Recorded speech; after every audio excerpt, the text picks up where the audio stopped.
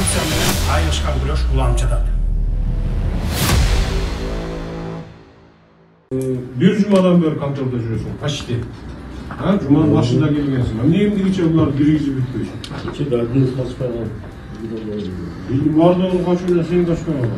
Эсептөө палатасынын Ош шаары, Ош, Жалал Абад жана Баткен облустары боюнча аймактык бөлүмү Кадамжай районундагы жергиликтүү өз алдынча башкаруу органдарында жана аларга караштуу бюджеттик мекемелерде, муниципалдык ишканаларда 2022 жылга карата жергиликтүү бюджеттердин түзүлүшү жана анын аткарылышына, бюджеттик жана атайын каражаттардын эффективдүү пайдалануусуна шайкештик аудит жүргүзүлгөн. Анын натыйжасында жалпы 36 миллион 128 миң 100 сомдук каржы бузулары аныкталды. Бул тууралуу эсептөө палатасынан кабарлашты. Билдирүүгө ылайык аудиттин жыйынтыгы менен тийишелүү чараларды көрүү үчүн Кадамжай районунун акимине, Кадамжай финансы башкармалыгынын башчысына, айыл өкмөттөрдүн жана муниципалдык мекемелердин жетекчилерине сунуштамалар менен жазма буйруктар, сессияда кароо үчүн жергиликтүү кеңештердин төрагаларына аудиттин отчетторунун сунуштамаларынын жана жазма буйруктарынын көчүрмөлөрү жана маалымат үчүн президенттин Баткен облусу боюнча ыйгарым укуктуу өкүлчүлүгүнө аудиттин жыйынтыгы боюнча жалпы отчету жөнөтүлдү.